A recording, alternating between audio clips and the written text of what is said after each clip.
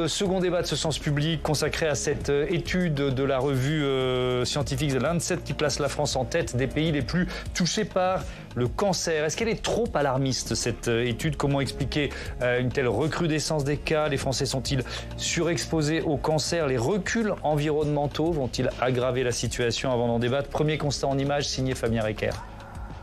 Première cause de mortalité en France, le cancer tue 160 000 personnes par an dans l'Hexagone.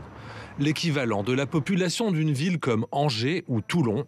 Et d'après une récente étude de la revue The Lancet, la France serait même le pays le plus exposé à la maladie, avec un taux d'incidence de 390 cas pour 100 000 habitants, des données que tient à relativiser ce spécialiste. Est-ce qu'en France, il y aura une situation particulière qui ferait que les Français soient plus exposés au cancer que ne le sont les Allemands, les Italiens ou les Anglais, si on veut rester dans des niveaux comparables? Je pense que là, c'est aller trop loin dans l'analyse de ce type d'études. Ce qui ne nous empêche pas de nous interroger sur nous-mêmes. Il y a deux enjeux sur lesquels la France doit clairement progresser par rapport à ses voisins, la prévention et le dépistage. La prévention, c'est éviter qu'un cancer arrive. Le meilleur pronostic de cancer, c'est encore de ne pas en avoir. Et pour cause, 40% des cancers pourraient être évités en renonçant aux comportements à risque, comme le tabagisme, la sédentarité ou la consommation d'alcool. En matière de dépistage aussi, la France est à la traîne, avec 46% de participation au dépistage du cancer du sein, contre 54% pour la moyenne européenne, et seulement 29% pour le cancer colorectal, contre 44% en Europe. Reste un autre facteur d'explication, celui de la pollution environnementale. On s'interroge beaucoup sur le cancer du sein, notamment chez les femmes jeunes. Est-ce que ce sont des facteurs environnementaux? On pense au cancer du pancréas, qui est un cancer qui augmente à la fois chez l'homme, à la fois chez la femme. Quels sont les facteurs environnementaux qui peuvent influencer? Pour l'instant, il faut aussi le dire clairement, on n'a pas de manière très précise la démonstration pour l'ensemble des molécules. Si le cancer gagne du terrain depuis 20 ans, tout cependant n'est pas noir. Le taux de mortalité lié à la maladie est lui en baisse, notamment grâce à l'amélioration des traitements.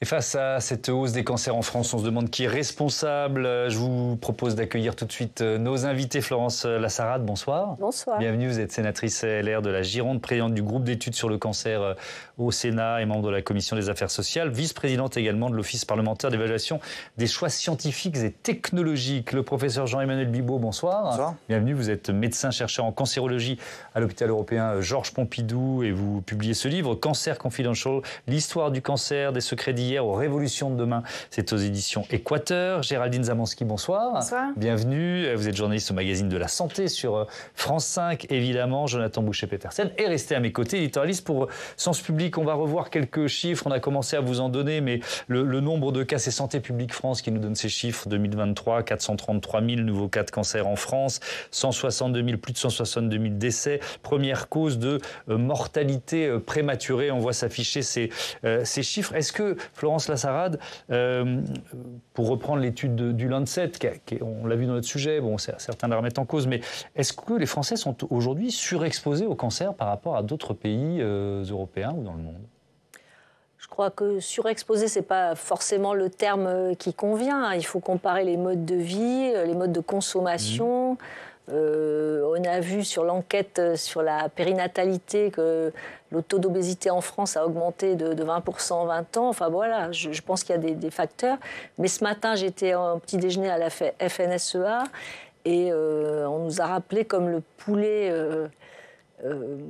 aux hormones qui arrivent du Brésil par exemple ou d'autres pays est consommé de manière large. Et moi comme pédiatre, j'avais assez régulièrement des pubertés précoces chez des petites filles et il suffisait d'arrêter les filets de poulet que la maman préparait 2 fois par semaine pour choisir plutôt un bon poulet des Landes bien de chez moi et pour que les choses régressent. Donc il y a certainement des facteurs environnementaux, hormonaux qu'on ne Ça, on va y revenir évidemment sur ces qu'on ne maîtrise pas ou sur lesquels les politiques peuvent faire un certain nombre de choix aussi. On en débattra évidemment. Jean-Emmanuel Bibaud, qu'est-ce que vous pensez de cette étude du Lancet? Est-ce qu'elle est un peu alarmiste quand même? Alors, elle a fait grand bruit, probablement quand vous demandez notamment aux gens qui travaillent au Globocan, enfin près de Lyon, là, qui éditent justement d'autres chiffres épidémiologiques.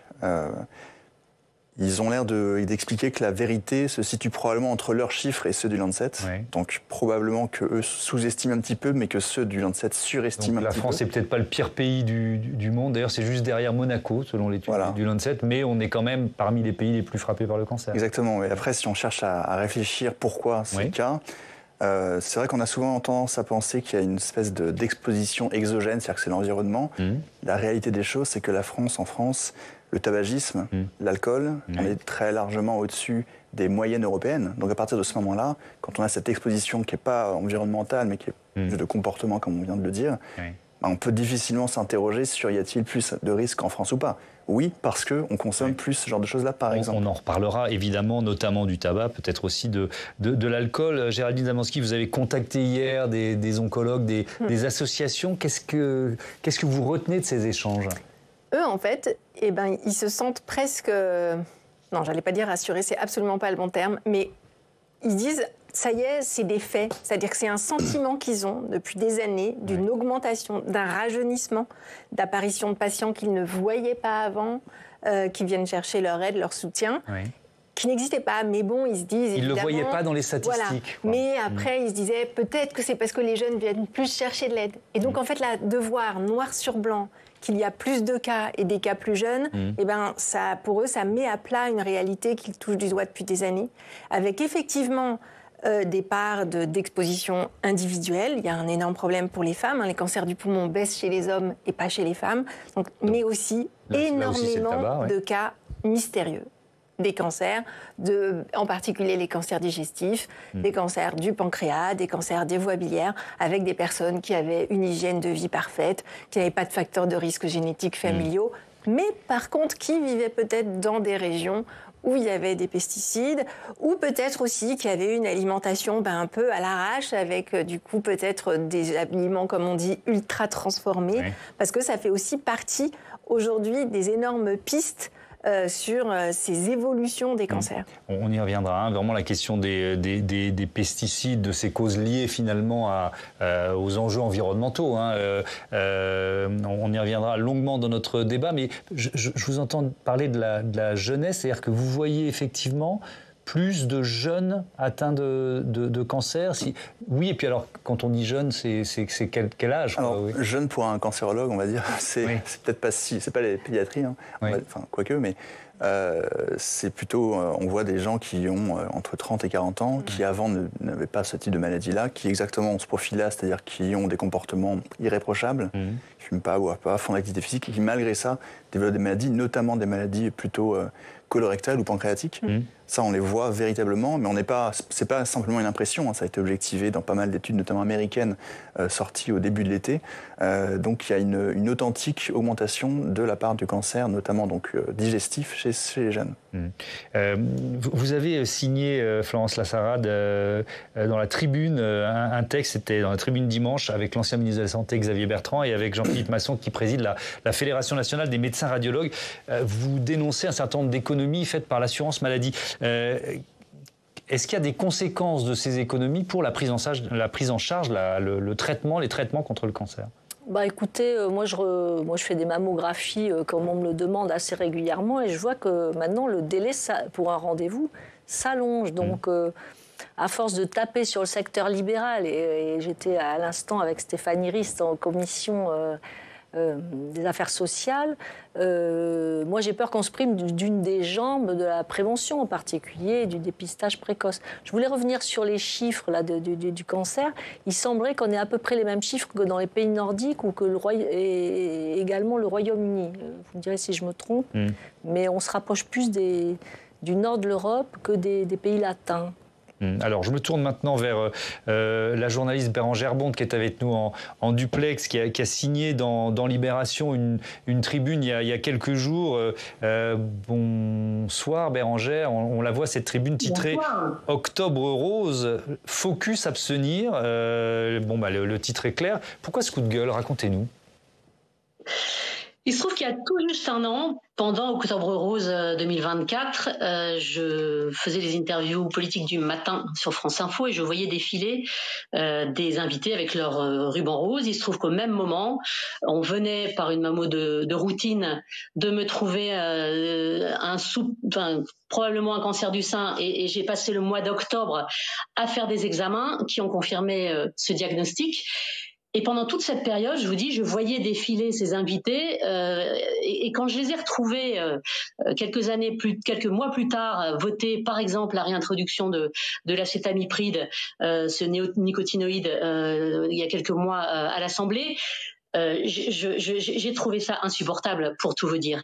Et j'avais déjà ce sentiment, c'est difficile de faire des procès d'intention, mais tous ces invités que je recevais, je ne les sentais pas particulièrement concernés par tout ce qui peut éviter finalement les cancers avec beaucoup de précautions, mais ce dont vous avez commencé à parler, les cancers d'origine environnementale. Et donc il y a quelque chose d'insupportable.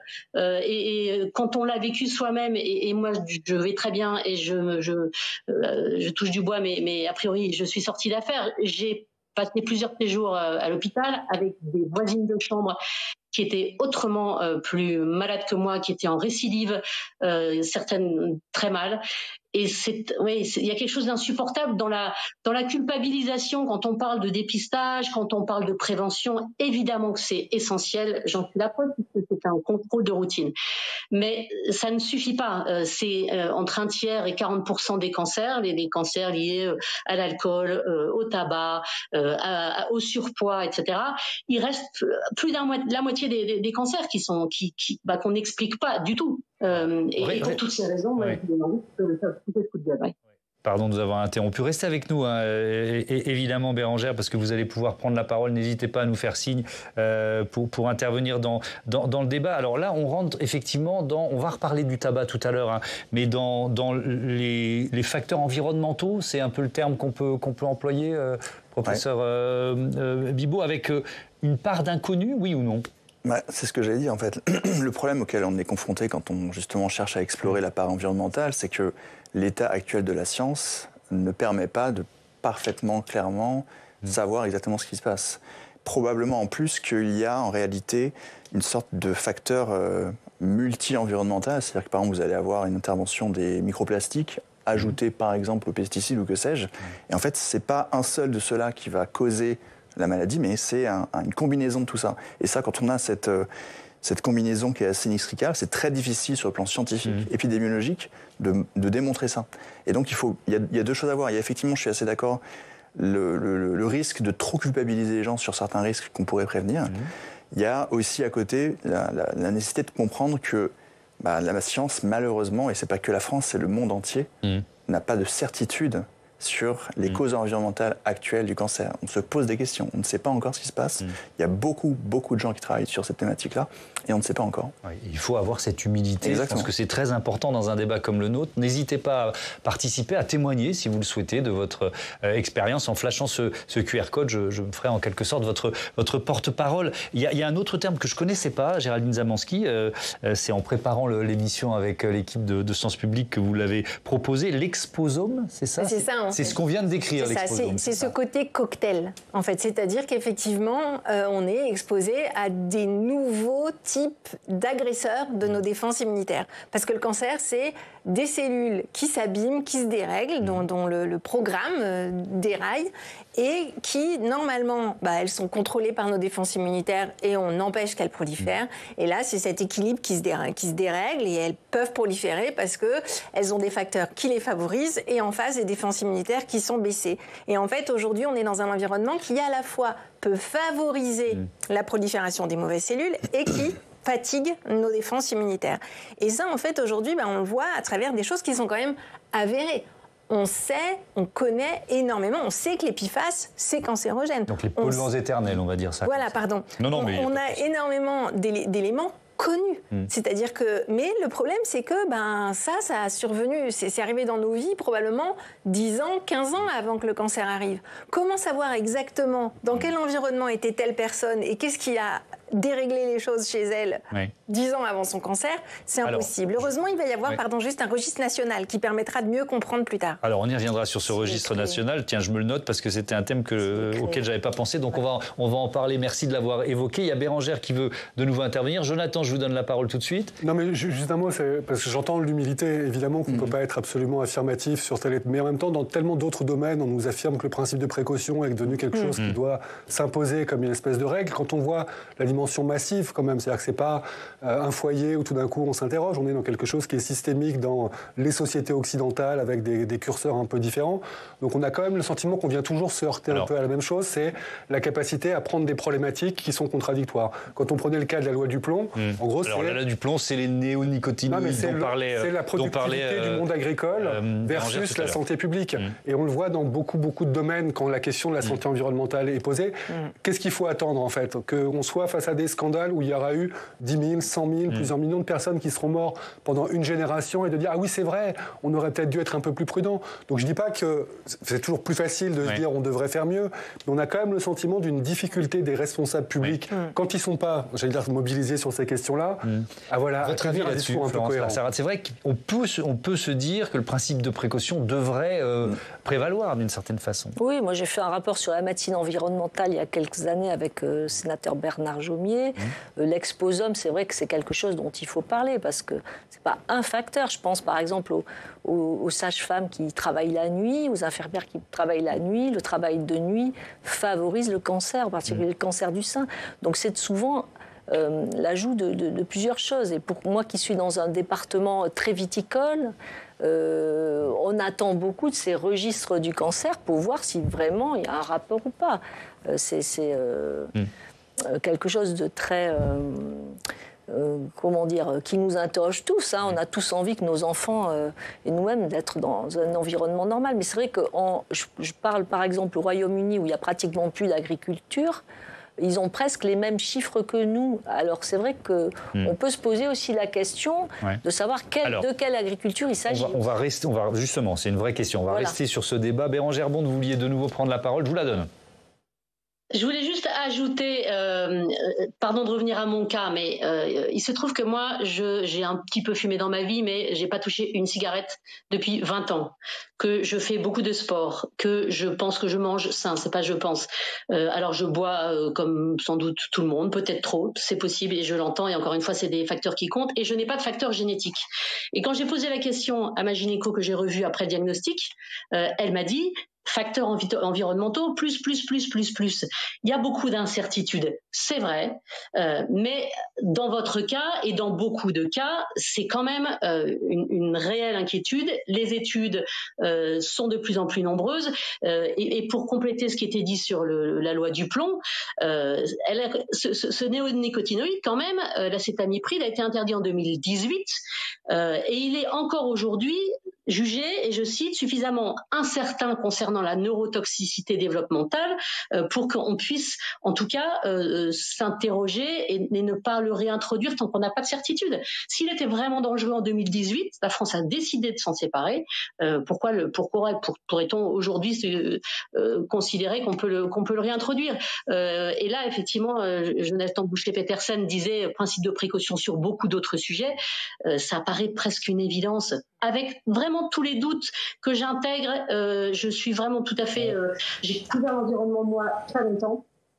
Et on pourrait reparler du Grenelle de l'environnement. 2008, on a décidé en 2008, la France, de diminuer par 2 les pesticides avant 2018.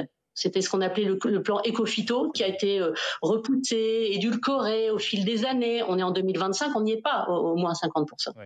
Restez avec nous encore une fois, Bérengère. Tiens, j'apporte un élément sur ce débat autour de la loi du plomb, les néonicotinoïdes, pesticides réclamés par certains agriculteurs français qui, à juste titre, parlent de la concurrence déloyale de pays européens où ce néonicotinoïde est toujours autorisé. Mais ça provoque la colère d'un certain nombre de malades, d'associations. Écoutez cette porte-parole du collectif Cancer Colère.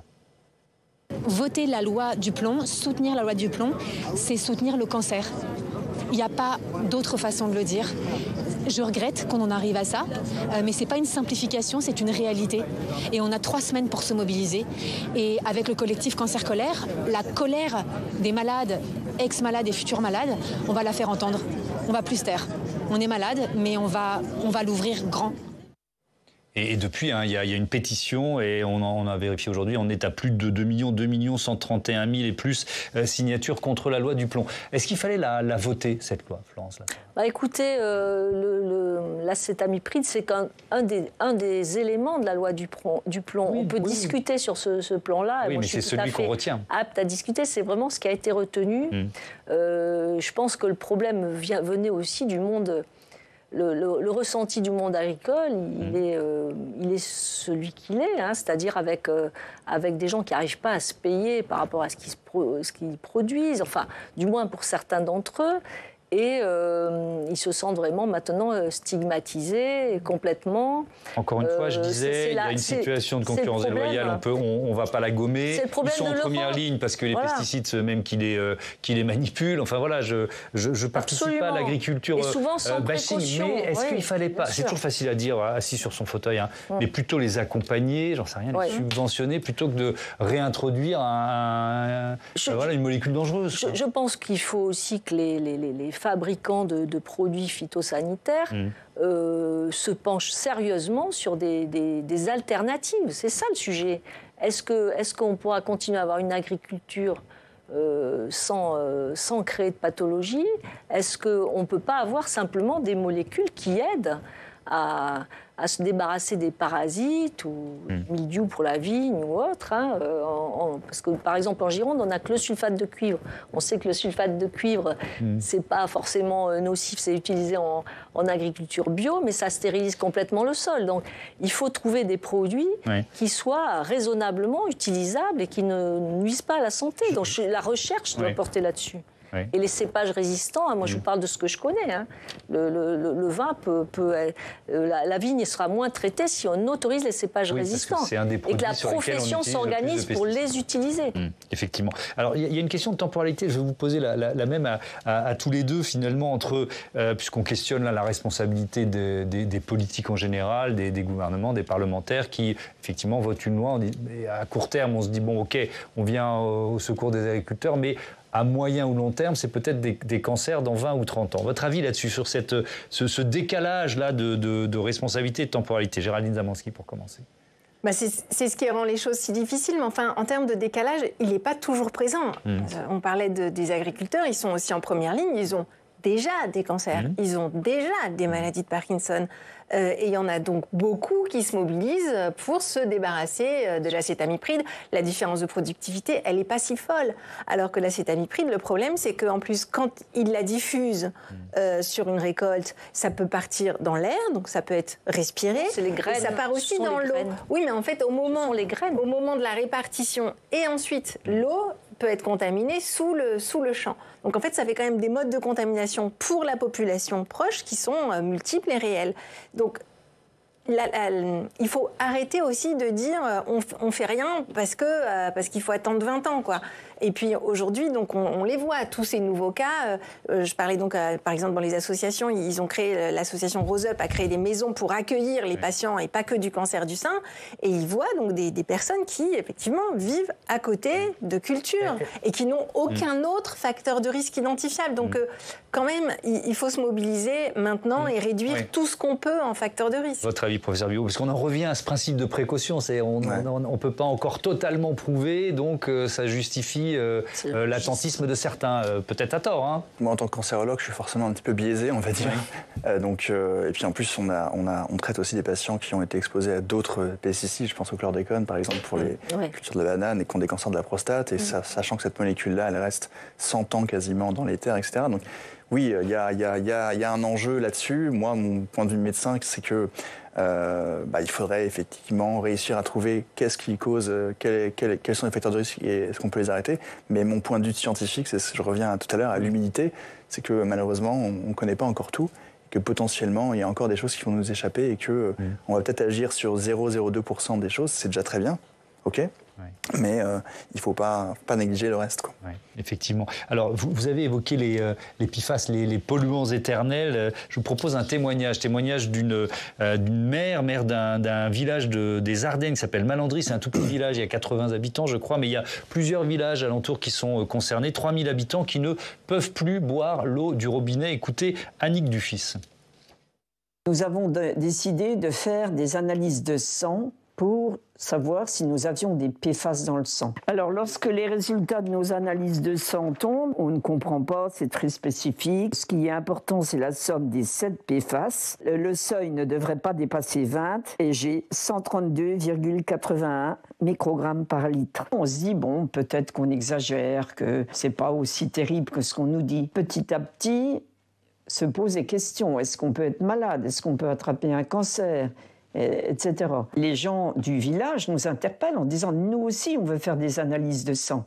Mais ils ne comprennent pas pourquoi l'analyse n'est pas prise en charge par la sécurité sociale. Nous réclamons un suivi épidémiologique. Ça, l'État ne veut pas en entendre parler.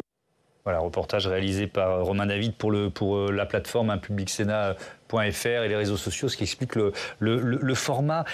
Parlons des polluants éternels, si vous voulez bien, Madame la sénatrice. C'est quoi? C'est une bombe à retardement? Comment vous l'analysez? Je pense des sites, d'anciens sites industriels avec une pollution dont elle remonte certainement à la première moitié du XXe siècle et qui laisse des traces quasi définitives dans une eau de consommation courante. Donc on a eu une enquête sur les eaux en bouteille au Sénat, mais je pense qu'il faut aussi se pencher sur mais là, on parle des poils, on parle de produits qui sont du quotidien. Oui, mais on parle des produits quotidiens, effectivement, les poils antidérapantes. Aujourd'hui, c'est un argument commercial, on voit dans certains magasins, de dire il n'y a pas de PFAS dedans. Voilà, et c'est toujours pas interdit à la vente. On a l'impression que les citoyens, encore une fois, je ne vous mets pas dans le même lot, hein, mais d'une manière générale, on a quand même le sentiment que tous ces sujets-là montent par la société civile, montent par des mobilisations citoyennes, qui aujourd'hui deviennent un sujet, quand on voit les sujets de préoccupation, ça paraît fou en fait, quand on se pose la question de savoir si on peut boire l'eau du robinet dans un pays comme la France, quoi. Donc ça, c'est en train de faire tache d'huile,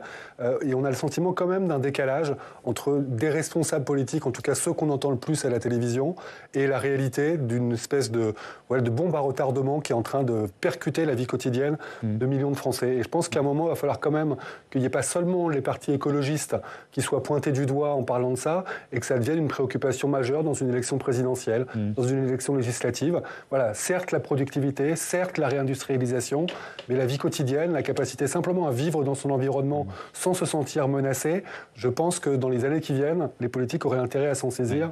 Mais ça rejoint, Jonathan, le débat qu'on avait en première partie, où on parlait par exemple des terres rares, et la France était un pays leader dans les années 90. On a arrêté parce qu'on ne voulait plus d'usines polluantes et de raffinage. C'est des sujets complexes, c'est complexe. Comme quand même ça fait des décennies qu'on les prend toujours dans le même sens.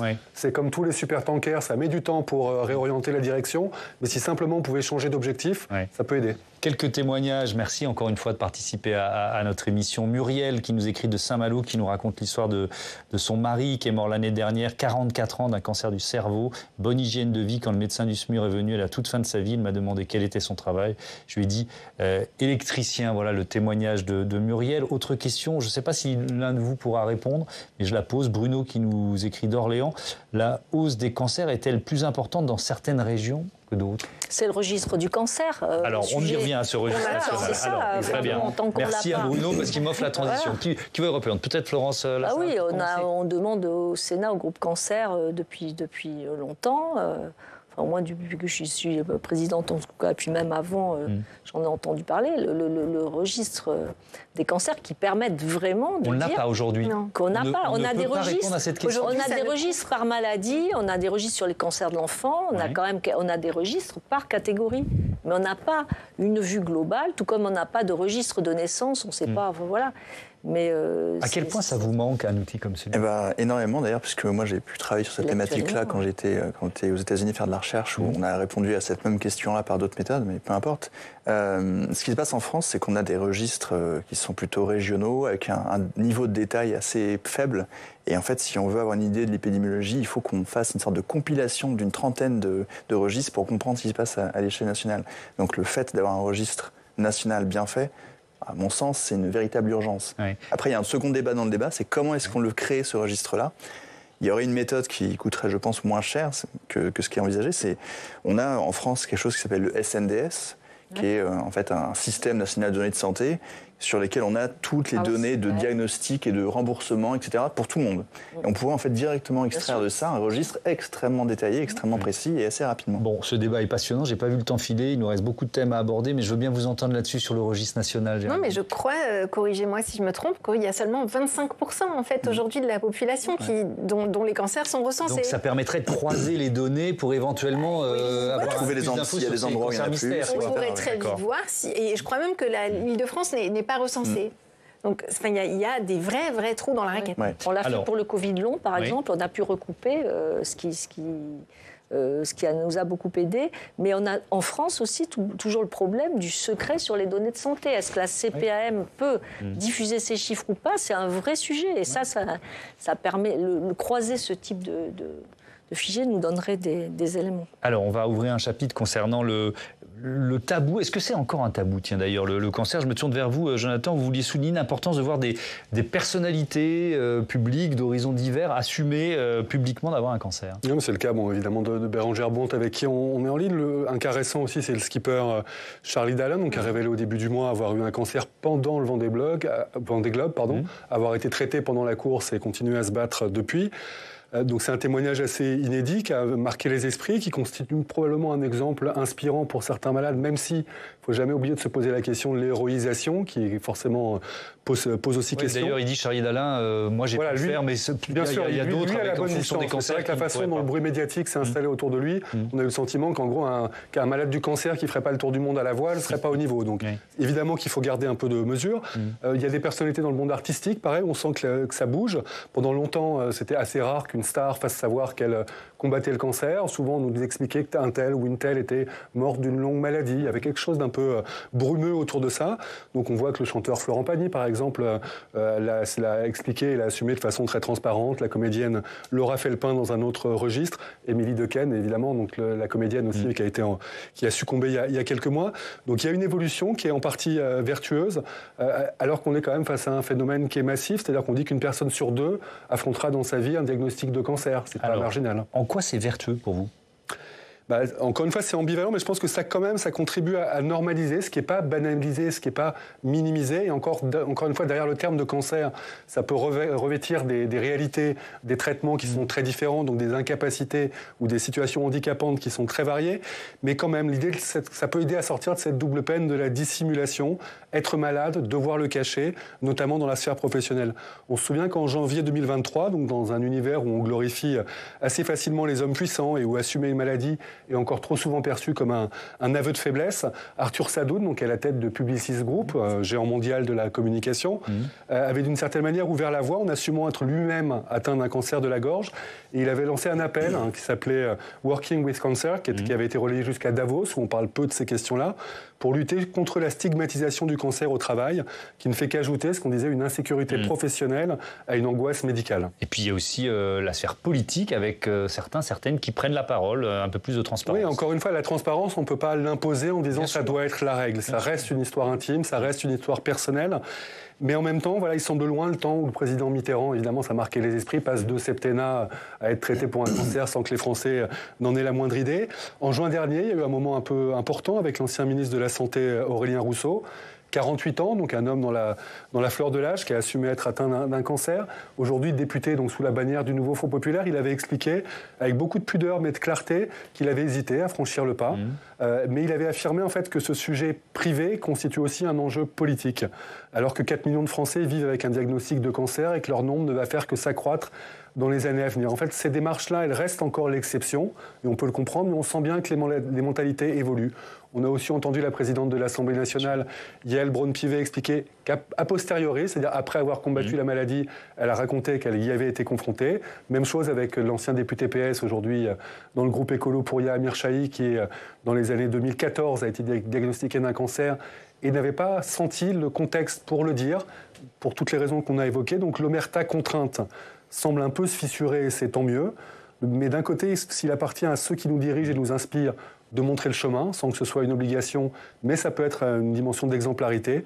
C'est évidemment à chacun de nous d'avoir l'humanité nécessaire pour aborder ces questions dans la sphère familiale, dans la sphère professionnelle. Merci beaucoup. Professeur Bidot, est-ce que vous incitez vos patients à en parler?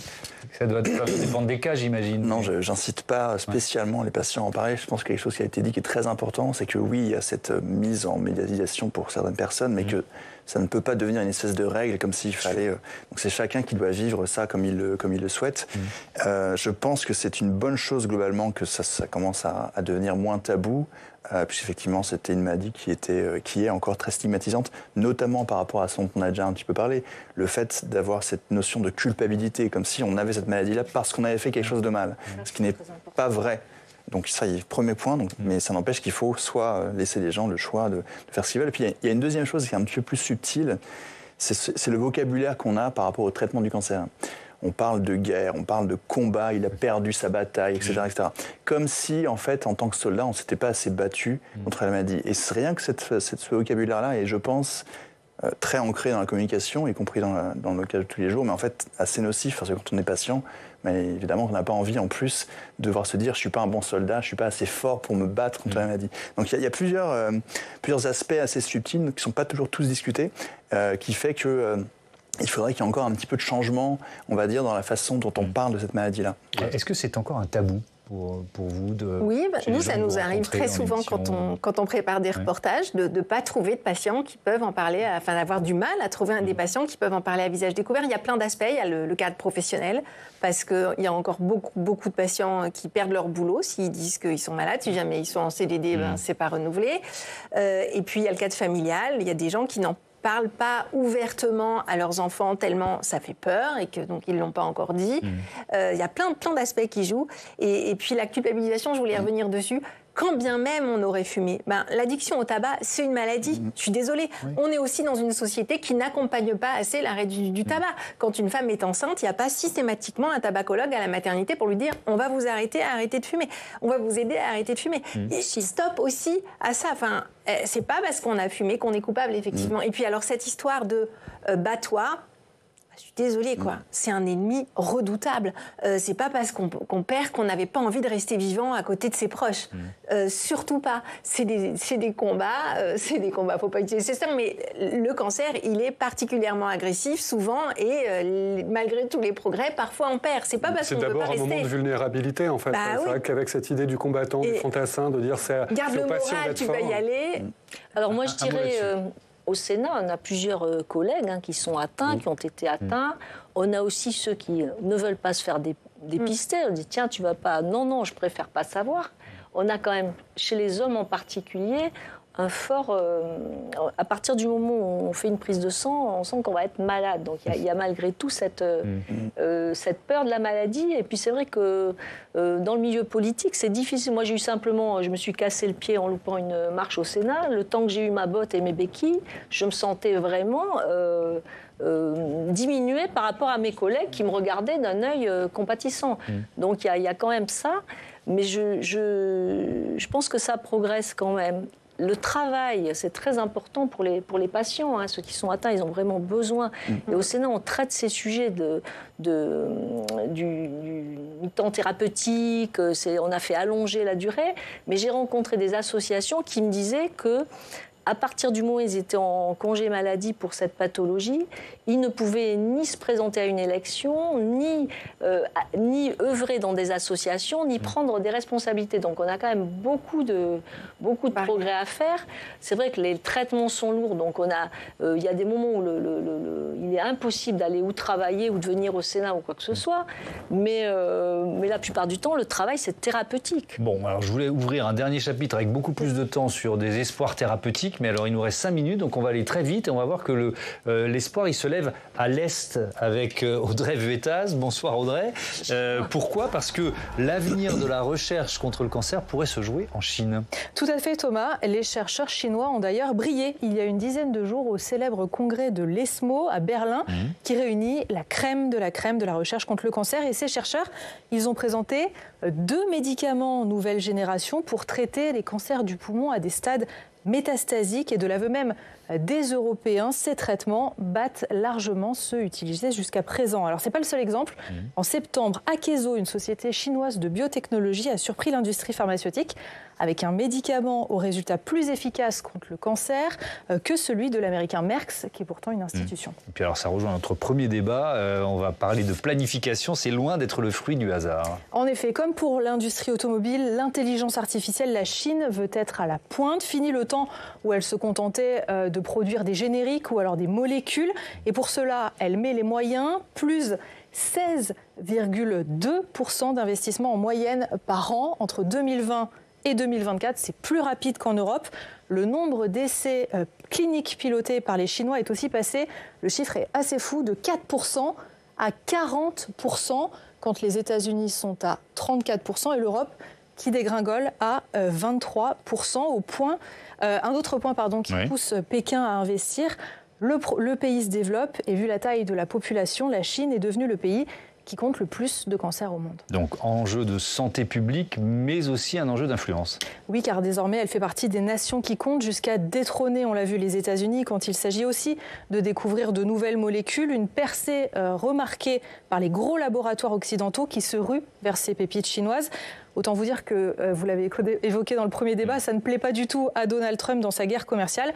Lui s'inquiète que le prochain médicament le plus vendu au monde soit un médicament chinois. Merci beaucoup Audrey pour toutes ces informations. Je me tourne vers vous évidemment, professeur Jean-Emmanuel Bibaud. Est-ce que, allez, on va terminer, il nous reste que 3 minutes, mais c'est pas grave. On a quand même beaucoup progressé. Vous parliez de Charlie Dalin.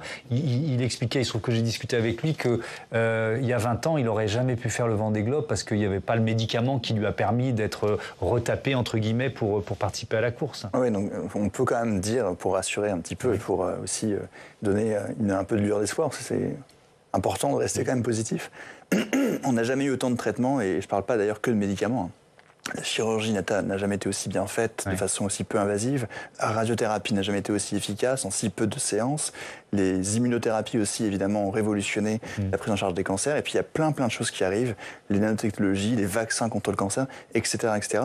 Donc, on a plein de raisons d'espérer, en fait, qu'on arrive à en venir à bout. Mais ça permet quand même de reboucler sur le début. Dépistage. Le plus important, effectivement, c'est le dépistage. Mais j'allais dire surtout la prévention, où là on n'est vraiment pas bon du tout, mais c'est pas que la France, c'est on va dire de façon globale.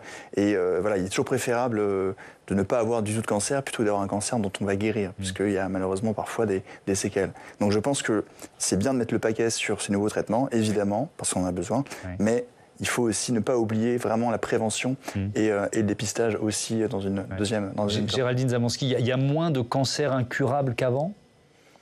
Alors, peut-être que ce terme n'est pas le bon. C'est très compliqué parce que justement, visiblement, sur les jeunes, les pronostics évoluent. Oui. Mais en fait, je pense qu'effectivement, on parle prévention. Je pense qu'il faut aussi penser, dépistage, on ne pourra malheureusement pas faire baisser l'âge du dépistage à 30 ans. Mais je pense qu'il faut aussi que désormais, tous les médecins, tous les acteurs pensent au cancer plus tôt, c'est-à-dire que l'errance diagnostique, elle est cruelle pour les jeunes. Donc on y arrivera mieux, on les protégera mieux, on les guérira mieux.